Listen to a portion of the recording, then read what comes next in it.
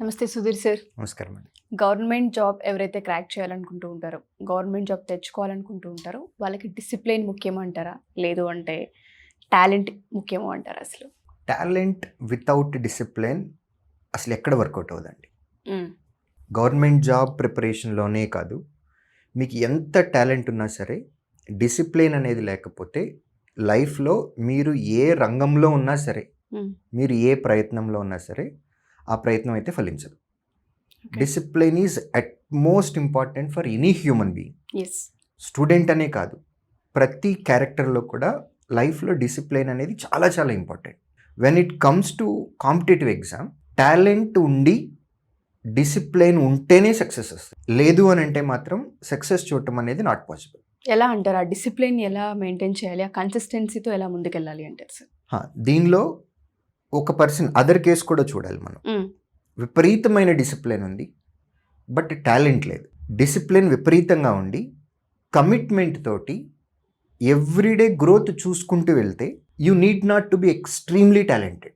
But average student కూడా discipline ఉండి consistency కనుక మెయింటైన్ చేస్తే గవర్నమెంట్ జాబ్ కొట్టేయచ్చు. ఎక్స్ట్రీమ్లీ టాలెంట్ అక్కర్లేదు, డిసిప్లిన్ ఉండాలి. ఇన్ టర్మ్స్ ఆఫ్ వాట్, మనం చదువుకోవాలి అని అనుకున్నాము, మనం ఒక ప్రాపర్ ప్లాన్ వేసుకున్నాము, ఒక షెడ్యూల్ వేసుకున్నాము, ఒక క్యాలెండర్ని ఫాలో అవుతూ ఉన్నాము, చాలా ప్రాపర్ డిసిప్లిన్ తోటి దానిలోకి వెళ్ళాలి.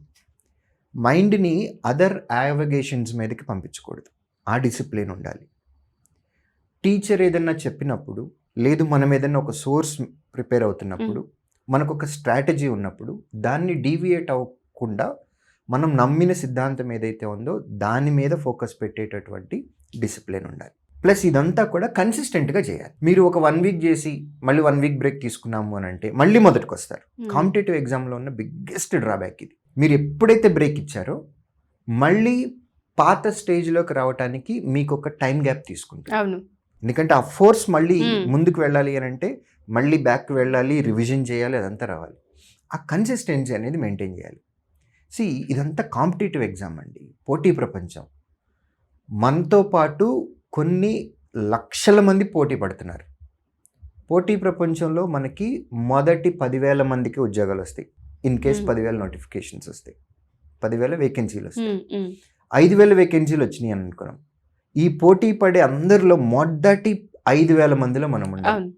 సో అందరినీ దాటుకుంటూ ముందుకు రావాలి అని అంటే మనకు ఆ కన్సిస్టెన్సీ అనేది చాలా ఇంపార్టెంట్. ట్రూ. డిసిప్లిన్ ఉండి యావరేజ్ స్టూడెంట్ అయినా చాలు, అది రీచ్ అవ్వచ్చు. టాలెంట్ ఉన్నారు, ఎక్స్ట్రీమ్లీ టాలెంట్ ఉన్నారు, but without discipline, without consistency 5,000 మంది లేదా 10,000 మందిలో అయితే ఖచ్చితంగా ఉండరు. ఇది మాత్రం గ్యారంటీ. టాలెంట్ ఉన్నా కూడా డిసిప్లిన్ అండ్ కన్సిస్టెన్సీ లేకపోతే మాత్రం, ఎందుకంటే కట్ త్రోట్ కాంపిటీషన్ అండి. 97-98% ఫెయిల్యూర్స్ చూస్తాం ఇక్కడ కాంపిటేటివ్లో. సో మీకు డిసిప్లిన్ లేకుండా, మీకు కన్సిస్టెన్సీ లేకుండా మీరు ఎక్స్ట్రీమ్లీ, మీ ఐక్యూ లెవెల్స్ చాలా బాగుండి ఉండొచ్చు, మీరు ఎక్స్ట్రీమ్లీ టాలెంట్ అయి ఉండొచ్చు, but you will fall under 97-98% only. ఆ 2-3%లోకి రావాలి అని అంటే యావరేజ్ స్టూడెంట్ అయి ఉండి కమిట్మెంట్ ఉండాలి, డిసిప్లిన్ ఉండాలి, కన్సిస్టెన్సీ ఉండాలి. ఇటువంటి స్టూడెంట్స్కి ఏంటంటే ప్రతిరోజు గ్రోతే కనపడుతూ ఉంటుంది, ప్రతిరోజు ఒక స్టెప్ పెరుగుతూనే ఉంటాం. రైట్? మీరు టాలెంట్ ఉన్నారు బట్ కన్సిస్టెన్సీ లేదు, మీరు పెరగడానికి ఎక్కడ ఛాన్స్ ఉంది? అసలు ఆ గ్రోత్ కనిపించదు. ఆ గ్రోత్ రావాలి మనకి. కాంపిటేటివ్ ఎగ్జామ్లో మనం టాప్ 2-3%లో ఉండాలి. అంటే మనకి ఎవ్రీ డే గ్రోత్ అనేది ఉండాలి. ఉంటే అప్పుడే మనం ముందుకు వెళ్తూ ఉంటాం. చాలా మందిని వెనక్కి తోయటానికి మనకి అంటే ఛాన్స్ ఉంటుంది.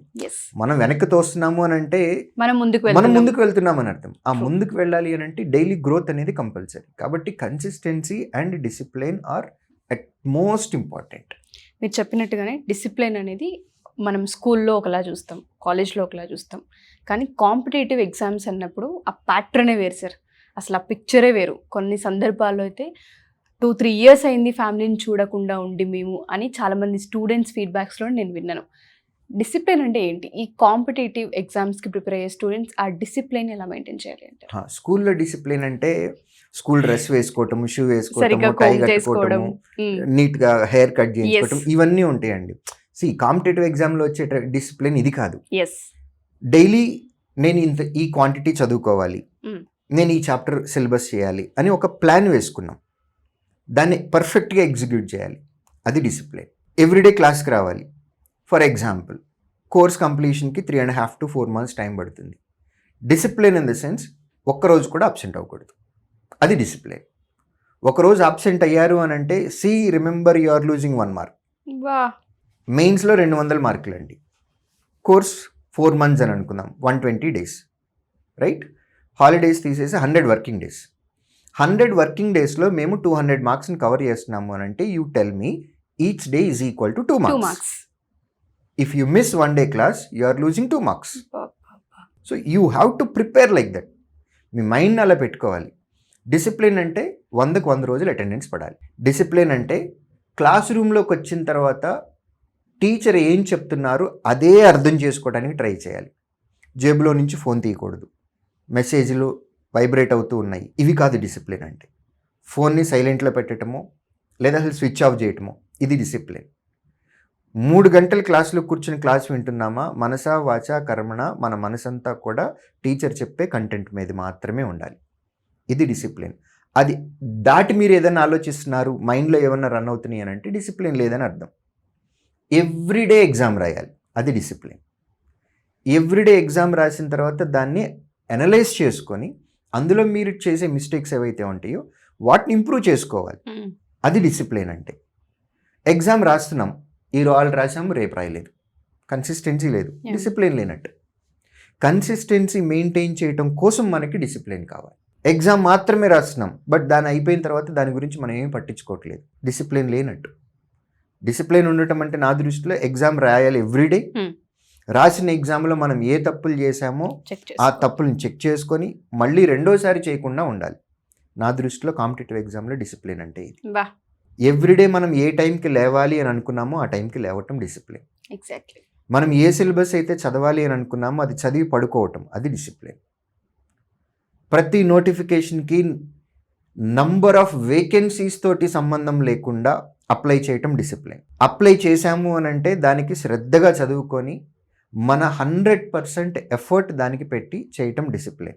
మెయిన్స్లో వచ్చేటటువంటి కరెంట్ అఫైర్స్ని మెయిన్స్ అప్పుడు చదువుకుందాము అని కాకుండా ఫస్ట్ డే నుంచి ప్రిలిమినరీ ఎగ్జామ్ ప్రిపరేషన్ నుంచి కరెంట్ అఫైర్స్ని కూడా ప్రిపేర్ అవటం డిసిప్లిన్. సో కాంపిటేటివ్ ఎగ్జామ్కి వచ్చేటప్పటికి డిసిప్లిన్ అంటే not the physical appearance, your mental discipline. మీరు మైండ్లో అనుకున్నది అనుకున్నట్టుగా చేయటము డిసిప్లిన్. మీరు ఎలా ఉన్నారు అనేది కాదు. ఎవ్రీడే స్కూల్ డ్రెస్ లాగా కాలేజీకి ఒక డ్రెస్ అంటూ ఉండదండి. స్కూలింగ్లో ఉండేటప్పుడు ఉండే డిసిప్లిన్ అది. అది ఎందుకు నేర్పించాము అని అంటే స్కూలింగ్లో ప్రతిరోజు ఒకే డ్రెస్ వేసుకొని స్కూల్కి వెళ్తున్నా సరే మనకి బోర్ కొట్టకుండా మన మైండ్ ఒక పర్టిక్యులర్ పద్ధతికి అలవాటు పడటం కోసం చేశారు. ఇప్పుడు దాన్ని మనము మన డైలీ రొటీన్లో మనం సరదాలు తీర్చుకోవటానికి కాకుండా మనం ఒక పర్టిక్యులర్ షెడ్యూల్ పెట్టుకొని ఎవ్రీడే మార్నింగ్ 5:30కి లేవటమా, 6కి లేవటమా, 6:30కి లేవటం, డిపెండింగ్ ఆన్ దట్ జనరేషన్, ఆ పర్సనాలిటీని బట్టి తీసుకోవాలి. డైలీ రొటీన్ ఒకేలా ఉన్నా సరే మైండ్ డీవియేట్ అవ్వకుండా ఉండటం అనేది ఇప్పుడు మనం చూసుకోవాల్సినటువంటి డిసిప్లిన్. సో ఇది కనుక తూచా తప్పకుండా 100% ఎఫర్ట్ పెట్టి ఎవ్రీ డే ఎన్హాన్స్మెంట్ చేసుకుంటూ వాళ్ళని ఇంప్రూవ్ చేసుకుంటూ వెళ్ళిపోతే కనుక డెఫినెట్గా కాంపిటేటివ్ ఎగ్జామ్లో సక్సెస్ చూడొచ్చు. ఇప్పుడు మనము జనరల్గా యూనిఫామ్ జాబ్స్ తీసుకున్నాం అనుకోండి. యూనిఫామ్ జాబ్స్లో కంపల్సరీగా ఈవెంట్స్ ఉంటాయి. అంటే రన్నింగ్ ఉంటుంది, వాళ్ళకి లాంగ్ జంప్, షార్ట్ పుట్ ఇట్లాంటివి ఉంటాయి. అవి ఈవెంట్ అప్పుడు ఒక 1 month ముందు చేద్దామని కాదు, ఎవ్రీడే దానికి ఒక 1 hour 1.5 hours స్పెండ్ చేయాలి.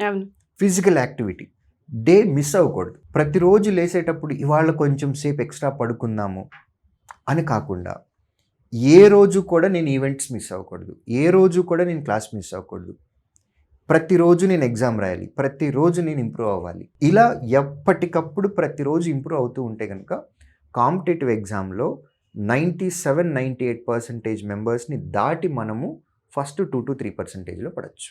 No words sir. డిసిప్లిన్ అనేది ఎంత మేజర్ రోలో చాలా క్లియర్గా అర్థమవుతుంది. సో చాలామంది శ్రీధర్ జాయిన్ అవ్వాలనుకుంటూ ఉంటారు. మన ఎపిసోడ్స్ చూసినప్పుడు ఇన్స్టాగ్రామ్ త్రూ అయినా లేదంటే సోషల్ మీడియా ప్లాట్ఫామ్స్లో ఎక్కడైతే మన ఎపిసోడ్స్ ఉంటున్నాయో కామెంట్స్ పెట్టడం, అప్రోచ్ అవ్వడం జరుగుతూ ఉంటుంటుంది. మన దగ్గర ఏ విధంగా ఉండే అవకాశం ఉంటుంది, ఎలా అప్రోచ్ అవ్వాలి అంటారు అసలు మిమ్మల్ని? శ్రీధర్ సిసిలో bank, SSC, railway, SI constable coaching ఇస్తామండి. ఏపీ తెలంగాణలో 15 సెంటర్స్ ఉన్నాయి. రీసెంట్గా విజయనగరం కూడా ఓపెన్ చేశాము. ఓకే. స్టూడెంట్స్ వారికి దగ్గరలో ఉన్నటువంటి ఆఫ్లైన్ సెంటర్స్కి వెళ్ళి విత్ పేరెంట్స్ వెళ్ళి వాళ్ళకు ఉన్నటువంటి అవకాశాలు ఏంటో మొత్తం తెలుసుకోవచ్చు. లేదా స్క్రీన్ పైన కనపడుతున్న ఈ నెంబర్కి కాల్ చేయొచ్చు. Sure sir. Thank you sir. Thank you so much. Thank you.